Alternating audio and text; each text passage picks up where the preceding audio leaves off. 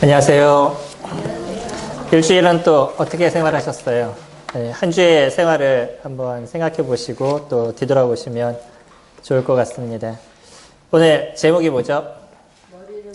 네, 지금 머리를 잡자요. 뭐 이런 건 아니죠?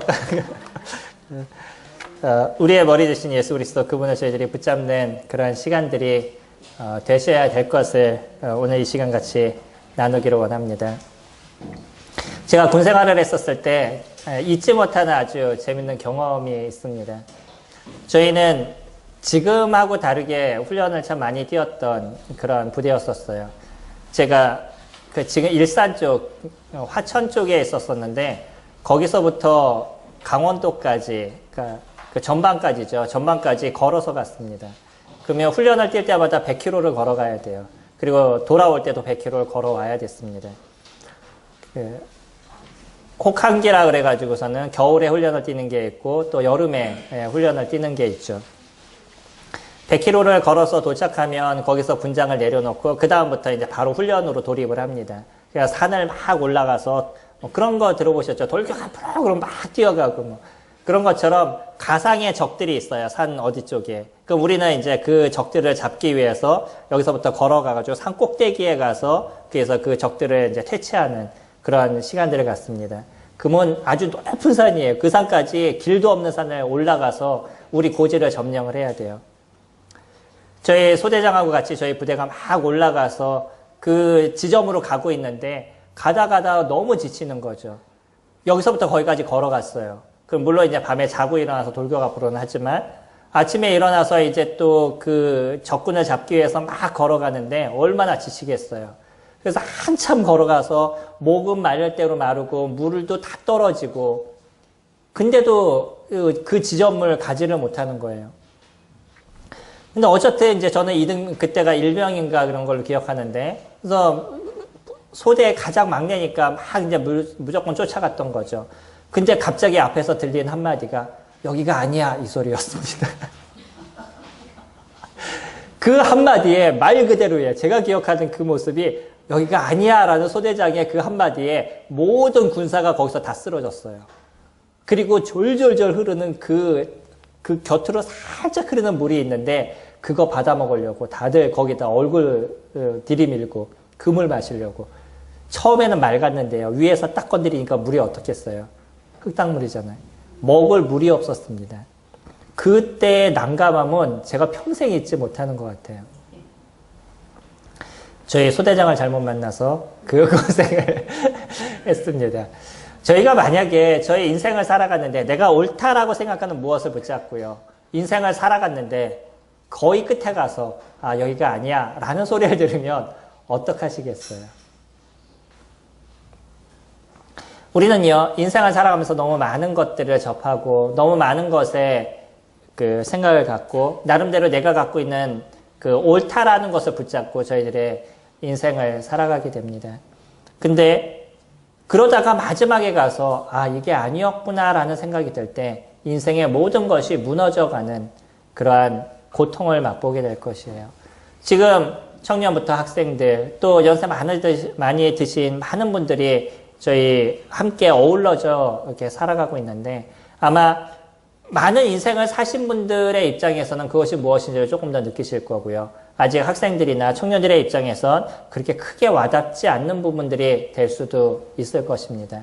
근데 중요한 것, 내가 지금 옳다라고 생각해서 내가 살아가고 있는, 내가 붙잡고 살아가고 있는 그것이 나중에 아니야 라는 이야기를 듣지 않는 사람들이 되었으면 좋겠습니다. 그런 저희 성도님들이 되었으면 좋겠습니다.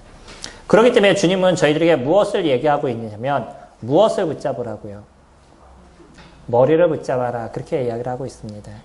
머리가 무엇이죠? 이 교회의 머리 대신 예수 그리스도 그분을 이야기를 하고 있습니다. 그 속에서 저희가 함께 공급함을 받는다라고 얘기하죠. 19절 말씀 보시면 오늘 본문 골로새서 2장 8절부터 23절까지 같이 살펴볼 것인데요. 그 중에 19절 말씀 보시면 머리를 붙들지 아니하는지라 온 몸이 머리로 말미암아 마디와 힘줄로 공급함을 받고 연합하여 하나님이 자라게 하심으로 자라느니라. 우리는 머리에서부터 공급함을 받는 그런 존재들입니다. 그래서 머리를 통해서 각 힘줄로 또 각 사람들로 여러 곳으로 그것이 흩어져 나가서 거기에서 바른 삶의 중심을 갖고 인생을 살아가는 존재들이에요. 그러나 그러한 그리스도인들이 만약에 머리를 붙잡지 않는 인생을 살아가게 되면 결국은 잘못된 길로 걸어갈 수 있다는 것에 대해서 생각하셔야 됩니다. 지난주에 저희가 무엇을 교재를 드렸죠? 제목이 무엇인가요? 제목은 기억하시죠? 예, 보물지도라고 제가 제목을 줬습니다. 그리고요, 그 보물지도, 결국 이 보물을 소유하는 것은 어떤 것이라고 말씀을 드렸죠? 그 가운데서 행하는 것이다 라고 말씀을 드렸어요. 저희가 그 보물을 소유하는 것, 그것이 나의 것이 되는 것은 내가 그 안에서 행하는 것이고요. 그 행하는 방법은 어떤 거냐면 그 안에, 그리스도 그분 안에 뿌리를 박는 거다라고 했죠. 그 뿌리가 제대로 박히면 그곳에서 세움을 입게 될 것이고요. 그래서 그 안에서 얻는 그 교훈에 따라서, 그 믿음에 따라서 살아가야 된다라고 얘기했었어요. 그러한 삶을 저희들이 살아가게 됐었을 때 저희들의 입술에서 무엇이 나온다고요? 감사가 나오게 되어 있습니다. 크리스찬들은요, 저희들의 입술에서 감사가 나오는 인생을 살아가게 되어져 있는 거예요. 근데 그 감사는 그냥 나오는 것이 아니고요. 그냥 어느 날 주님이 무엇인가 도와주시면 감사하고 어느 날 뭔가 좀 도와주지 않으면 짜증이 나고 화가 나고 그러는 것이 아니고요. 우리가 감사가 계속 넘칠 수 있는 건 뭐냐면 그리스도 안에 저희들이 뿌리가 박혀져 있으니까 때로는 어려움이 있어도 그 어려움을 통해서 하나님께서 하시는 역사와 일들을 저희들이 보게 되고 그 먼 곳에서 주님이 어떠한 일들을 만들어 가시는지를 저희들이 알기 때문에 어떠한 모습이든지 그리스도 그분으로 인해서 저희가 감사하는 그러한 심령이 일어나는 것입니다. 이 감사가요, 우리들 마음에서 일어나지 않는데 감사가 되시나요? 어떤 사람은 그런 사람이 있어요. 제가 예전에 한번 깜짝 놀란 적이 있었는데 제가 한번 물어봤어요. 누군가 도움을 주셔서 그 도움 때문에 그 사람이 어떤 도움을 받았습니다. 그래서 제가 많이 좋아지셨나요? 그랬더니 저한테 아니요, 아무것도 안 좋아졌어요. 이렇게 얘기하더라고요. 그리고 나서 조금 지나서 그 도움을 준 분이 어때요? 갔다 오시니까 괜찮아요? 너무 좋아졌어요. 이렇게 얘기하는 거예요. 그 앞에서 바로 들었어요, 제가. 그 얘기를 들으면서 저 사람은 뭐지? 이 생각이 그냥 머릿속에 확 들어오더라고요. 그러니까 일반적으로는 좋아지지 않았는데 그냥 도와준 사람한테는 좋았습니다라고 그냥 얘기해버리고 마는 거죠. 이거는 이중적인 거잖아요. 그렇죠? 우리가 하나님 앞에서 아니면 사람들 앞에서는 그냥 감사합니다라고 얘기하는데 막상 내가 하나님 앞에서 서 있는 나의 모습에는 주님 나에게 왜 그러시죠? 왜 이렇게 힘들어 하시죠? 이거는 이중적인 거잖아요. 우리들 안에서 감사는 그렇기 때문에 실질적으로 일어나지 않으면 우리들의 삶이 이중적이 되어져 버리거나 잘못된 모습이 되어져 버릴 수도 있는 겁니다. 그래서 감사는요, 그리스도 그분 앞에 정확한 뿌리가 박혀져 있고 그분 앞에서 저희가 세움을 입어서 주님이 주시는 그 공급함의 믿음 속에서 살아가게 됐었을 때 우리들 안에서 일어나는 진정한 감사가 넘치게 되어져 있다는 것이에요. 그거는 우리의 평생에 가서 배우게 될 그런 주님에 대한 모습입니다. 이것이 잘 이루어진 사람들을 성숙한 사람이라고 얘기를 하는 것이고요. 아직도 그것을 배워가는 사람들을 영적으로 성장해 나가는 모습 속에 있다라고 얘기하는 거죠. 우리가 주님 안에서 많이 있거나 성경을 많이 알거나 우리가 이런 걸 갖고서는 성장했다라는 표현을 쓰지 않습니다. 진짜 성장한 것은요, 그리스도로 인해서 감사하는 삶이 넘치는 모습들을 가져가는 것들. 예전에 제가 찬양이 잘 기억이 나지 않는데 한 분이 복음을 전하기 위해서 다른 데를 갔다가 집에 딱 들어오는데 어디서 불이 나더라고요. 그래서 불 나는 걸 딱 쳐다봤더니 그곳이 어디냐면 자기 집이었었어요. 복음을 전하고 집으로 돌아왔는데 내 집이 불타고 있는 거예요. 근데 그것을 보면서 하나님의 은혜에 대한 찬양을 줬습니다. 그게 저희가 부르고 있는 찬양 중에 하나예요. 가능하시겠어요? 그분은 이중적인 삶이었을까요? 그 모습 속에도 진짜 마음속에 감사가 일어났던 것일까요? 어려움 속에 있지만 그럼에도 불구하고 나 같은 사람을 도우시고 인도하시는 주님의 그 모습을 그가 정확하게 알았기 때문에 진정한 감사가 그곳에서 넘쳤고 그 속에서 찬양을 지을 수 있는 힘이 생겨났다는 거죠. 그게 그리스도 안에 뿌리가 박히지 않고선 있을 수 없는 문제인 것입니다. 우리는 어디에 뿌리를 박혀 있는 사람들이에요? 그리스도 그분 앞에 저희들이 뿌리가 박혀져 있는 사람들이 아닌가요? 그러면 그곳에서 세움을 받아야 되는 존재들인 거죠. 그리고 그곳에서 공급함을 받는 존재예요. 하나님의 말씀에 공급함을 받는 것이고 그 공급함이 우리들의 믿음의 견고함으로 서어져 나가는 것이고 그렇기 때문에 그 속에서 감사가 넘치고 주님을 찬양하는 모습이 우리들 안에서 일어나게 되어져 있는 것이죠. 바울은요, 골로새 교회가 그런 교회가 되기를 원했습니다. 그리고 그렇게 하라라고 기도하는 마음을 그는 매일 갖고 있었던 사람이었었어요. 그럼에도 불구하고 이 골로새 교회가 갖고 있는 몇 가지의 문제점이 있었습니다. 거기에는 그리스도를 붙잡지 않는 다른 문제들. 그들 스스로는 우리는 열심히 주님을 섬깁니다라고 얘기하지만 사실은 그들의 실생활 속에서는 그리스도를 붙잡지 않는 여러 문제들이 있었어요. 이런 문제들에 대해서 바울은 한 가지씩 설명을 해주고 있습니다.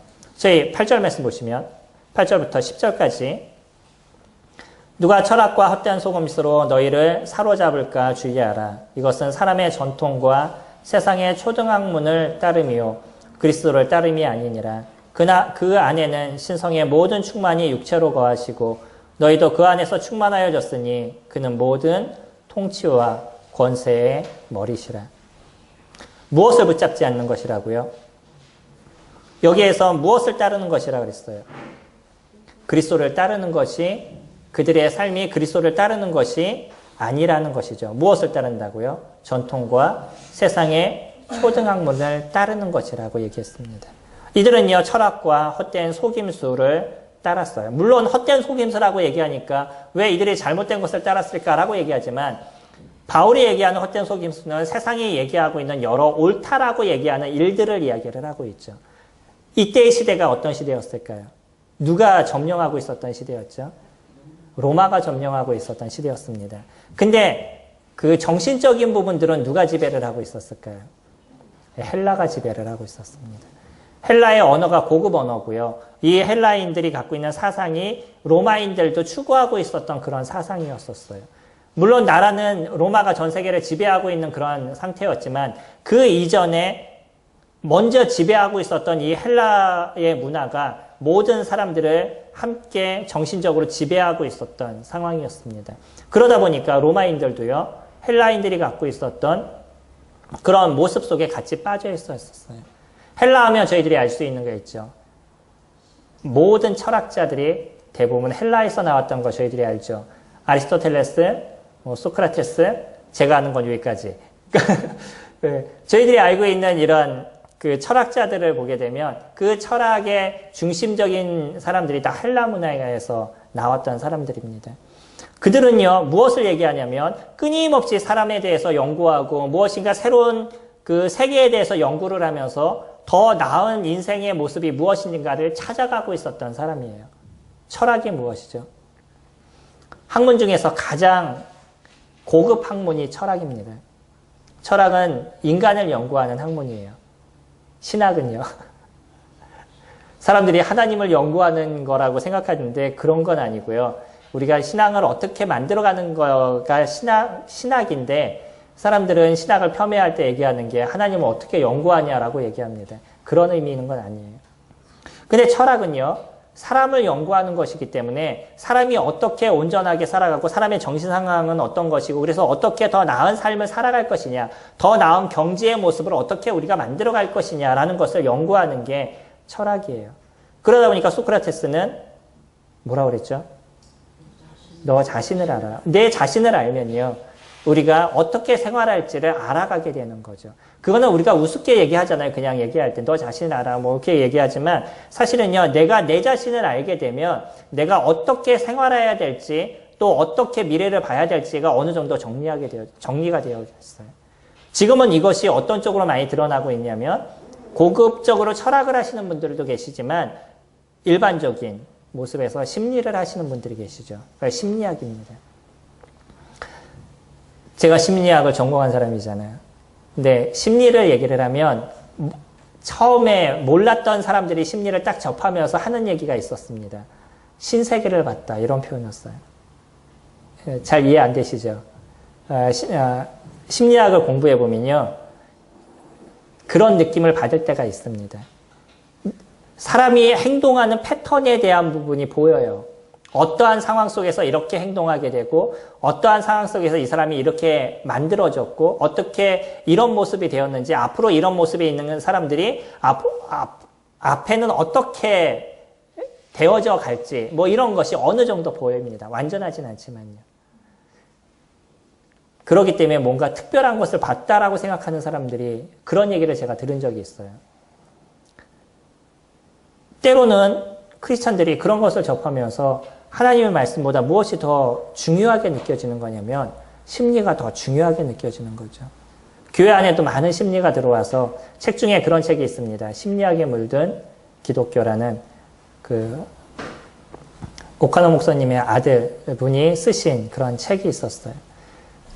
그 책은 지금의 기독교가 얼마만큼 심리학에 물들어져 있는지에 대한 내용을 적어주고 있고요. 하다못해 일반 신학대에서는 그런 심리를 이용해서 설교하는 법들을 가르쳐줘요. 그래서 제가 교제를 하다가 한 15분에 한 번씩 아멘 하면 성도님들 따라 하시잖아요. 저는 그렇게 안 하죠. 근데 일반 교회들 보면 그럴 때 많잖아요. 막 하다가 아멘 그럼 막 성도님 막 따라 하시죠. 이걸 어떻게 사용하는 거냐면 사람들이 집중할 수 있는 게 길음은 25분, 짧으면 15분입니다.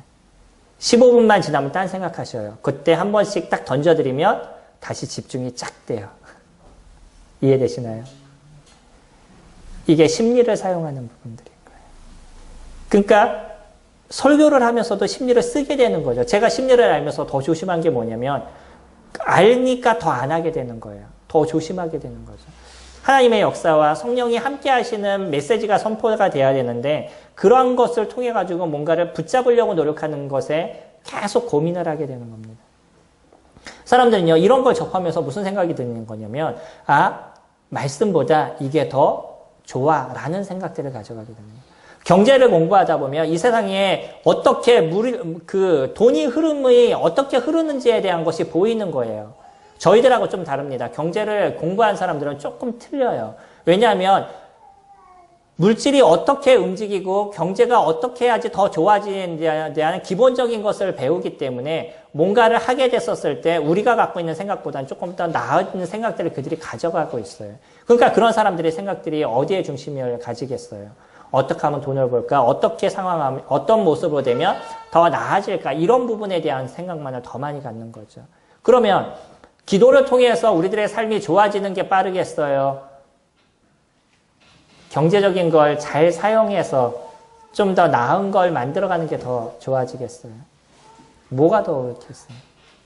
사람들은 자꾸 그것에 마음을 쓰는 겁니다. 당시에 헬라 문화였었어요. 이들은요, 철학이나 이런 것을 통해서 어떻게 인간이 잘 살아갈 것인가, 더 나아질 것인가, 이런 것에 대해서 얘기를 했고, 그것을 들은 사람들은요, 하나님의 말씀보다 이것이 더 옳다라는 생각으로 빠져들어가게 되는 거예요. 이것이 지금 살아가는 크리스찬들의 실수할 수 있는 부분들입니다. 우리가 학교에서 많은 것을 배워요. 그리고 우리의 미래에 대한 것도 준비를 합니다. 대학을 좋은 데를 가려고 그러고 좋은 직장을 가려고 그래요. 그러면서 무엇을 찾아가는 거죠? 좀 더 편안한 삶, 좀 더 나은 삶을 찾아가기 위한 것이고, 그러다 보니까 여러 학문과 여러 사람들이 얘기하는 것을 쫓아서 인생을 살아가는 경우가 적지 않게 많아요. 나중에 끝에 갔었을 때 이 길이 아닌가벼 라고 얘기하면 어떡하시겠어요? 우리가 무엇을 붙잡으라고 얘기하는 거죠? 바울은요. 그것은 세상의 초등학문이다라고 얘기합니다. 그건 사람의 전통을 붙잡는 것이고 초등학문인 것이고요. 초등학문이라는 자체는 뭐냐면 그냥 기초적인 것들. 그러니까 우리가 뭔가 살아가는데 도움은 될 수 있지만 그것이 완전한 것은 아니라는 거예요. 우리가 산수를 배우지만 그것은 우리가 살아가는데 기초가 될 수 있고 도움은 되지만 그거 갖고 모든 걸 다 할 수 있는 것은 아닌 거죠.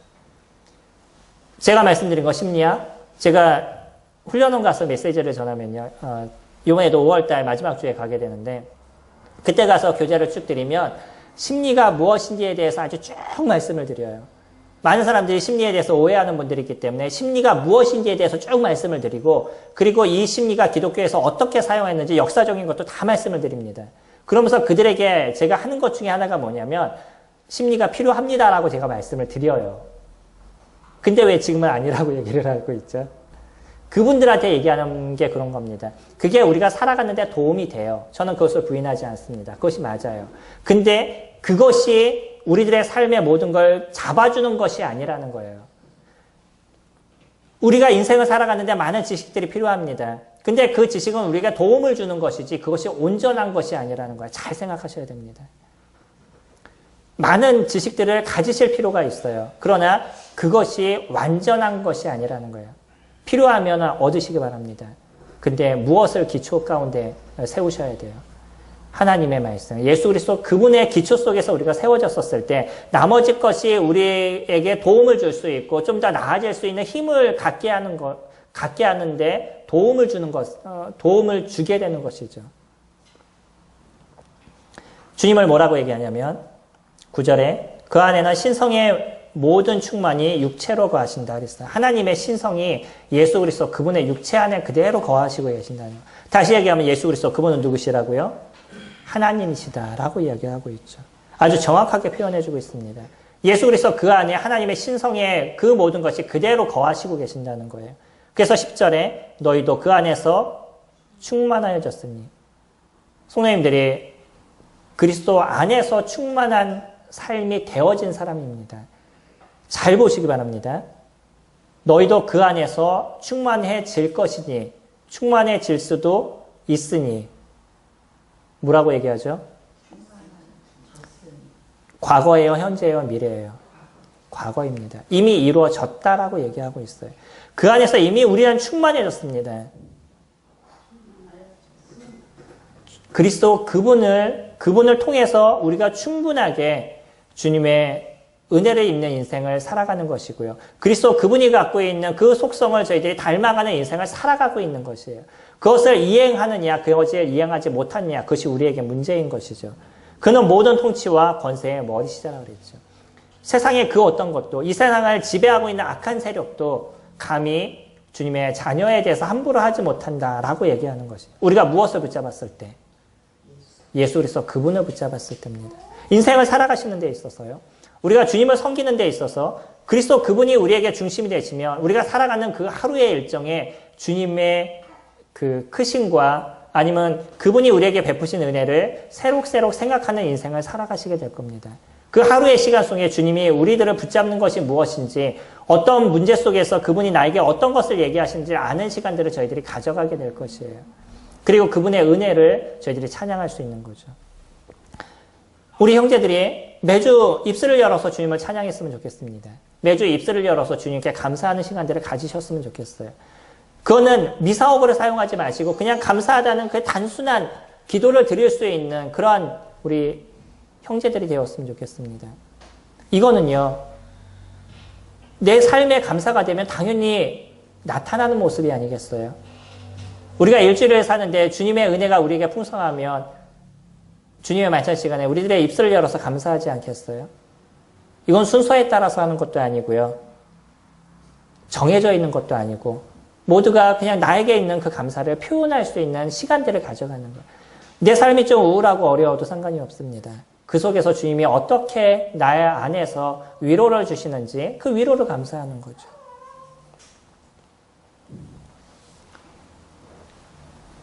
세상의 것이 아니라, 그래서 이 세상은 풍조가 아니라 주님을 붙잡는 모습들이 되었을 때 우리들이 온전함의 모습들을 이루어가게 될 것이죠. 두 번째는 11절부터 보시면요. 또 그 안에서 너희가 손으로 하지 아니한 할례를 받지 아니하였으니 곧 육의 몸을 벗는 것이요 그리스도의 할례니라. 우리는요, 누구의 할례를 받았다고요? 손으로 한 할례가 아니라 그리스도께서 해주신 할례를 받았다라고 얘기해요. 할례는 무엇을 얘기하냐면 이스라엘 사람들이 이스라엘 백성들이 유대인이라는 증표인 거죠. 그들은 나면서 8일 만에 할례를 받았습니다. 그 할례를 통해서 그들은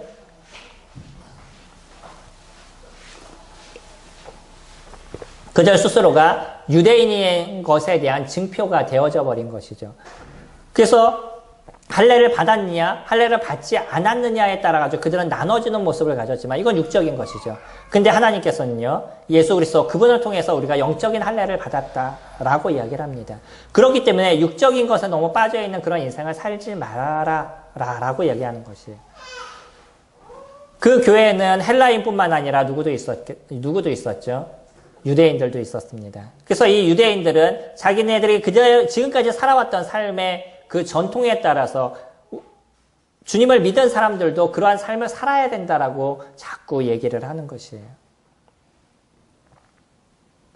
12절에 너희가 세례로 그리스도와 함께 장사되고 또 죽은 자들 가운데서 그를 일으키신 하나님의 역사를 믿음으로 말미암아 그 안에서 함께 일으키심을 받았느니라. 또 범죄와 육체의 무할례로 죽었던 너희를 하나님이 그와 함께 살리시고 우리의 모든 죄를 사하시고 우리를 거스리시고 불리하게 하는 법조문으로 쓴 증서를 지우시고 제하여 버리사 십자가에 못 박으시고 통치자들과 권세들을 무력화하여 드러내어 구경거리로 삼으시고 십자가로 그들을 이기셨느니라.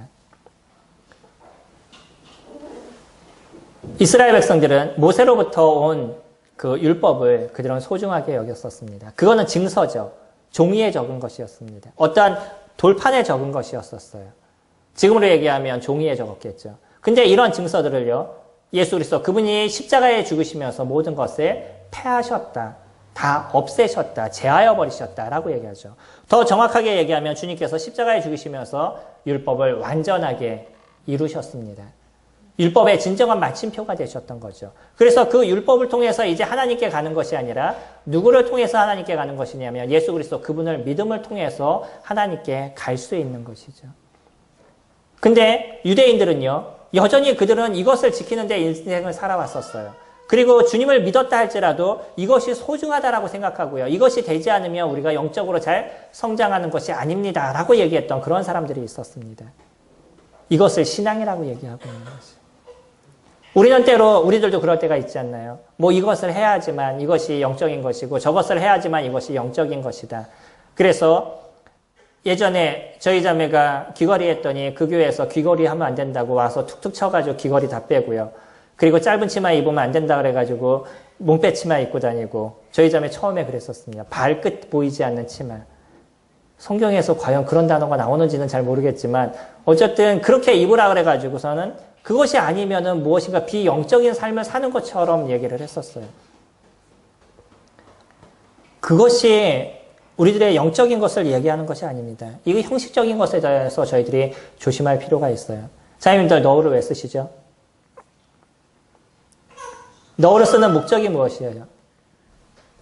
이 교회에 오니까 자매는 너울을 쓰라. 그래서 너울을 쓰시나요? 너울을 쓰는 목적이 무엇이죠? 형제를 주관하지 않는 것입니다. 하나님 앞에서 제가 질서를 지키는 것이고요. 천사들 앞에서 표를 두는 것이고요. 형제들 앞에서 제가 형제를 주관하지 않겠습니다라는 고백이 너울이신 거예요. 너울을 쓰고 안 쓰고가 중요한 것이 아닙니다. 무엇이 중요한 것이에요? 그 정신이 중요한 것입니다. 제가 그것을 지키겠습니다라는 것이에요. 자매님들은 그것을 잘 생각하셔야 됩니다. 자매님들이 형제들보다 뛰어나지 않거나 아니면 자매님들이 더 못하기 때문에 그런 것을 하나님께서 요구하시는 것이 아니라 이것이 질서인 것이에요. 창조의 질서이신 것이고요. 범죄로 인해서 생겨난 질서인 것이었죠. 우리가 고린도 전서 11장에 보면 그런 얘기들을 쭉 적어주고 있는데 그 중에 하나가 뭐냐면 범죄를 아담이 먼저 진 것이 아니라 하와가 먼저 졌고 라고 얘기를 하고요. 여자를 먼저 만든 것이 아니라 남자를 먼저 만들었다라고 얘기합니다. 사람은 누구나 동일해요. 동등합니다. 하지만 거기에는 질서가 있다는 거죠. 우리 가정에도 부모가 있고 자녀가 있고 이 질서가 있는 것처럼 교회도 장로가 있고 집사가 있고 집사라는 표현을 해요. 장로가 있고 뭐 성도님들이 있는 어떤 질서가 있는 동등하지만 질서가 있는 것처럼 하나님도 아버지 하나님과 성령 하나님과 성자 하나님이 동일하신 하나님이시지만 그 속에서 질서가 있는 것처럼 형제와 자매 사이에도 질서가 있다라고 얘기하는 거죠. 이거는 정식인 것입니다. 너를 썼니 안 썼니 이것에 대해서 싸우는 것이 아니라요. 더 중요한 것, 그것을 지켜가고 있느냐. 내가 더 낫지만 그럼에도 불구하고 질서 안에 하나님 앞에 내가 순종하는 모습을 가져가겠습니다라는 고백이 그 너울인 것이죠. 어떤 분이 너울을 쓰면서 형제한테 막 소리를 지르더라고요. 너울을 왜 쓰는 거죠? 그 의미가 없는 것입니다. 중요한 것은 그 정신인 것이에요. 우리가 형식에 빠지는 그런 인생을 살지 않으셨으면 좋겠습니다. 교회는 적지 않은 어떤 형식에 빠져 있고요. 그것을 지키면 잘하고 있는 것처럼 생각을 갖는 많은 부분들이 있어요. 내가 성경을 무조건 읽으면 그냥 잘하고 영적으로 잘하고 있는 것처럼 느껴지는 것이고요. 내가 그냥 기도를 무조건 하고 있으면 잘하고 있는 것처럼 느껴지는 것이고, 내가 그냥 교회를 잘 참석하고 있으면 내 신앙이 잘하고 있는 것처럼 느껴지는데, 근데 더 중요한 것은 무엇이에요? 성경을 왜 읽느냐? 왜 내가 누구에게 기도하고 있느냐? 그리고 내가 왜 주님 앞에 예배하러 나가 교회를 참석하고 있느냐? 그것이 더 중요한 것이죠. 물론요, 형식이 아름다운 건 뭐냐면 형식이 잘 갖춰지면 우리들의 정신도 잘 갖춰지는 부분들이 이루어져 갑니다. 특히 우리나라는 그러잖아요. 무릎 꿇고 기도하면 뭔가 마음과 정신이 정리된 속에서 하나님께 기도하게 되죠. 근데 누워서 한번 기도해 보셔요. 잡생각이 더 많이 드시죠. 이것이 형식인 겁니다. 형식은 어느 정도 우리의 마음과 생각을 붙잡아주는 힘이 있는 거예요. 그러니까 형식이 안 좋은 것이다, 문제가 있다, 이렇게 말씀을 드리는 것이 아니에요. 중요한 거는 형식만 갖고 얘기하는 그것이 잘못됐다라고 얘기하는 것이죠. 중요한 것을 붙잡으시기 바랍니다. 우리가 형식적인 것에 빠져버리면 교회는 냉랭해지고요. 교회는 아픔의 문제와 서로의 어떤 반목하는 문제, 싸우는 문제들이 적지 않게 많이 발생하게 돼요. 그것이 중요한 것이 아니죠. 우리 안에 어떻게 그리스도를 붙잡는 인생을 살 것이냐, 어떻게 예수 그리스도 그분이 진정한 우리들의 주님이 되시는 모습을 우리가 가져가게 될 것인가, 우리가 그리스도 그분과 장사 지낸 바 되었고 그 안에서 우리가 다시 살아났다는 것에 대해서 우리가 잊지 않는, 그리스도 그분이 우리에게 중심이신 것에 대해서 잊지 않는, 그것이 우리에게 더 소중하고 귀한 것임을 저희들이 알아야 된다라고 얘기합니다. 세 번째로 저희 19절, 18절 말씀 보시면 16절, 17절도 같은 얘기를 하고 있죠. 그러므로 먹고 마시는 것과 절기와 초하루와 안식일을 이유로 누구든지 너희를 비판하지 못하게 하라. 이것들은 장래 일의 그림자이나 몸은 그리스도의 것이다. 이 율법은요, 예수 그리스도 그분이 이 땅에 오실 때까지 보이는 하나의 그림자의 모습이었다라고 얘기해요. 그분이 오시기 위한 준비하는 많은 과정이었던 거죠. 그래서 그들에게 있어서 안식일도 소중했습니다. 우리는 지금 안식일을 지키지 않잖아요. 안식일이 언제부터 언제까지죠? 금요일 해질 때부터 토요일 해질 때까지를 안식일이라고 이야기를 합니다. 그래서 안식일을 소중하게 여기는 사람들은 아직도 그 시간을 지키고 있고요. 제7일 안식일교 아시나요?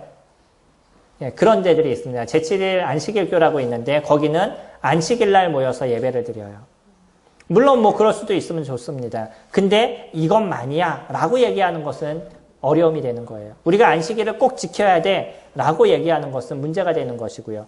절기, 유월절이라든지 초막절이라든지 이 절기를 꼭 지켜야 돼 라고 얘기하는 것, 초하루에 주님 앞에 예배하는 그 제물을 드렸던 그들처럼 그 초하루에 예물을 드리는 그런 모습들을 가져야 된다라고 강력하게 얘기하는 이런 부분들이 옳지 않다라는 것이죠. 이스라엘 사람들은 이것을 소중하게 여겼습니다. 근데 이 모든 것은요, 예수 그리스도 그분을 위해서 준비된 것이고 그분이 마침에 일들을 이루어 오신 것이죠. 우리들 안에서도 그러한 형식적인 것을 잘 생각할 수 있는 부분들이 있으시면 좋을 것입니다. 18절에 아무도 꾸며낸 겸손과 천사 숭배를 이유로 너희를 정죄하지 못하게 하라. 그가 그 본 것에 의지하여 그 육신의 생각을 따라 헛되이 과장하고 머리를 붙들지 아니하는지라. 온몸이 머리로 말미암아 마디와 힘줄로 공급함을 받고 연합하여 하나님이 자라게 하심으로 자라느니라. 이스라엘 사람들에게 있어서도 천사는요, 소중한 존재였습니다. 천사는 이스라엘 사람들에게 율법을 전달해준 자라고 그들이 믿기 때문이에요. 저희들이 시내산에서 율법이 제정된 것을 알죠. 모세를 통해서 이스라엘 사람들에게 왔지만 모세에게 그 돌판을 준 존재가 누구냐면 천사가 그것을 대행한 일들을 이루었죠. 그러다 보니까 이스라엘 사람들은요, 천사를 소중하게 여겼었어요. 그리고 이스라엘 사람들은 수호 천사가 있다는 것을 정확하게 알았습니다. 성도님들 근처에 천사가 있는 걸 아시나요? 예전에 어떤 분이 했던 얘기 중에 하나가 누군가 술집에 들어가면 천사 7이 술집 그 문 밖에서 기다리고 있다 이렇게 얘기하더라고요. 들어가지는 차마 못하겠고 그 밖에서 기다리고 있다. 뭐 우스갯소리로 그런 얘기 하시는데 또 7이란 얘기는 왜 나왔는지 저는 정확하게 모르겠지만 어쨌든 분명한 건 뭐냐면 성령님들을 지키시는 천사들이 존재하고 있고요. 지금 이곳에서도 그런 하나님께 드리는 예배, 예수 그리스도 그분을 높이는 이런 가운데 천사가 그것을 지켜보고 있는 일들을 이루고 있다는, 우리를 보호하는 그런 천사들이 존재하고 있는 겁니다. 하지만 이 천사들은요, 지금 현재로는 우리를 보호하고 우리보다 조금 나은 존재로 창조가 됐지만 주님이 이 땅에 오시는 그때가 되면 그들은 저희들을 섬기는 존재로, 정확한 종의 존재로 변하게 될 것입니다. 근데 사람들은요, 그 영적인 힘이 있는 천사들을 생각하니까 그들을 숭배하는 사람들이 생겨나고 있었다는 거예요. 이건 이스라엘 사람들 속에 일어나고 있었던 그런 일들이었습니다. 뿐만 아니라 헬라 사람들도 그런 다른 신들을 그들이 믿기 때문에 그런 천사를 숭배하는 문제들이 그들에게 일어났었죠. 이런 부분은요, 어떠한 그 사람들 가운데 갖고 있는 신비적인 모습으로 드러나기 시작했습니다. 어떤 천사가 나에게 새로운 것을 알려줬다라고 얘기하거나 여기서 얘기하는 것처럼 꾸며낸 겸손이라고 얘기하죠. 뭔가 자기 스스로가 겸손, 참선을 통해 가지고 무엇인가를 알게 됐다라고 얘기하는. 성령님들 집에서 참선하시면 새로움의 깨달음을 가지시나요? 지금도 적지 않게 이런 부분들을 이야기하는 사람들이 존재하고 있습니다. 우리는 어떨 때 말씀을 보면서 누군가 그런 얘기를 하죠. 하나님께서 나에게 이렇게 말씀하셨습니다. 라고 얘기하시는데 성경 문맥하고는 전혀 다른 얘기를 해줘요. 그러면 하나님께서 그 사람에게는 그렇게 얘기하시고 저에게는 다르게 얘기하실까요? 똑같은 성경을 갖고. 저희가 누군가에게 편지를 썼는데 똑같은 내용을 얘기하면서 얘는 이런 내용으로 얘기하고 쟤는 저런 내용으로 얘기할까요? 어떠시겠어요? 성령님들 편지를 한번 써보셔요. 그리고 저에게 편지를 쓰신다 그러고 근처에 있는 사람들에게 같이 복의 편지를 쓰신다 그러면 나에게 똑같은 내용을 쓰면서 나에게는 이렇게 얘기하고 저에게는 저렇게 얘기하겠어요? 저희가 보고 있는 건 서신서입니다. 이 내용은 그 공동체가 동일하게 그것을 이해할 수 있게 동일한 내용으로 적혀진 것이에요. 성경은요, 모든 사람들이 문맥으로 보면 동일하게 이해할 수 있는 내용으로 저희들에게 말씀하고 계신 거죠. 어떤 사람에게는 특별하게 다른 얘기로 얘기하고 어떤 사람에게는 특별하게 다른 얘기로 하는 것이 아닙니다. 똑같이 얘기해주고 있는 거예요. 근데 사람들은요, 성경을 보면서 나는 이렇게 깨달았다, 너는 이렇게 깨달았다, 이렇게 잘못된 이야기를 하는 경우들이 있습니다. 우리는 문맥을 통해서 중요하게 지금 얘기하는 부분을 찾을 수 있어요. 지금 저희들도 8절부터 19절까지 내용을 쭉 살펴보지만 이 내용 속에서 우리가 무엇을 볼 수 있는 거냐면 이스라엘 백성들이 잘못된 것에 빠져 있는 것, 그것에 대해서 너희가 조심하라, 이런 내용을 적어주고 있다는 걸 저희들이 보죠. 물론 거기에서 얻어지는 적용은 좀 다를 수 있죠. 저 스스로는 제가 형식주의에 빠져 있으니까 이 형식주의에서 나는 어떻게 해야 되겠다라는 적용을 끌어낼 수 있는 것이고, 다른 분은요, 내가 삶에서 좀 비슷한 다른 일들이 있으니까 그것을 통해서 다른 적용을 끌어낼 수 있는 거죠. 똑같은 내용에서 우리 삶에서의 모습에 따라 다른 적용은 이루어질 수 있지만, 그러나 적용의 중심적인 내용은 똑같다는 거예요. 이게 변하는 것은 아닌 겁니다. 근데 어떤 이들은요, 천사는 나에게 이렇게 얘기했다.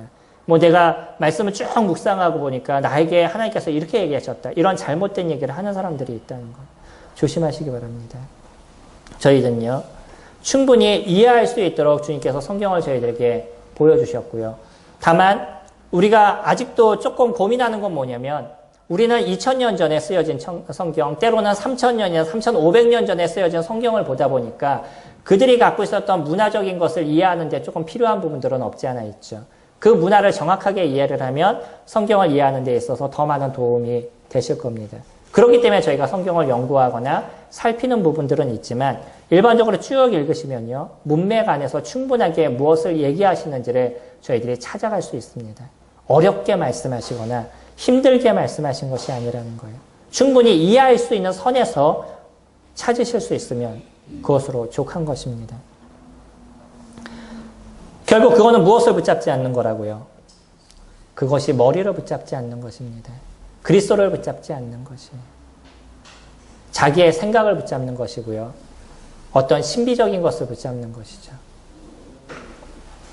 마지막으로 저희 20절부터 보시면 너희가 세상의 초등학문에서 그리스도와 함께 죽었거늘 어찌하여 세상에 사는 것 같이 규례에 순종하느냐. 곧 붙잡지도 말고 맛보지도 말고 만지지도 말라 하는 이것이니 이 모든 것은 한때 쓰이고는 없어지리라.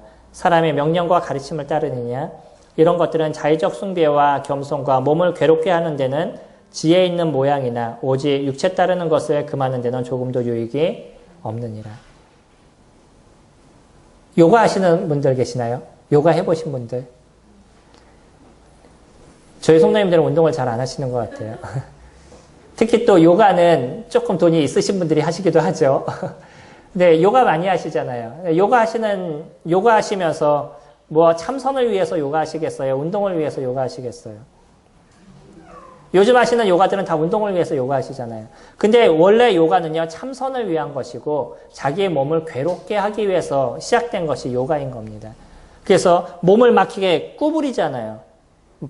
그 요만한 통 안에 들어가 있고 내 몸을 막 확대하게 되면 신이 나를 어여삐 봐주실 거야 라는 생각에서 만들어지는 것이 이 요가인 겁니다. 그리고 무엇인가 고통을 받으면서 그곳에서 새로운 깨달음을 얻기 위한 그런 마음들을 그들이 갖고 있는 거죠.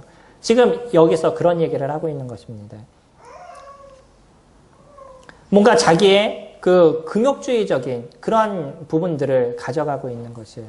그리고 뭔가 새로운 것을 그냥 나를 좀 확대함으로 인해서 뭔가를 지금 얻을 수 있는 그런 것에 대해서 그들이 생각을 갖고 있는 겁니다. 사람들은요,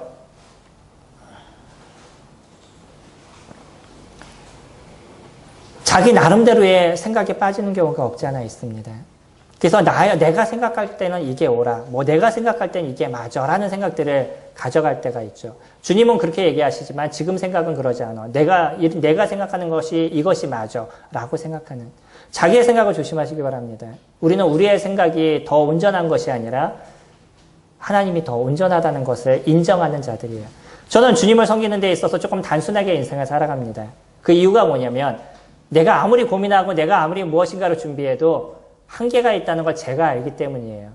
제가 아무리 열심히 공부를 하고 무엇인가를 가져가도 한계가 있다는 걸 제 스스로 알고 있습니다. 이번에도 저희 집에 한 청년이 와서 저희 집을 딱 보자마자 저희 밑에 방을 보자마자 무슨 책이 이렇게 많아요? 라고 얘기해요.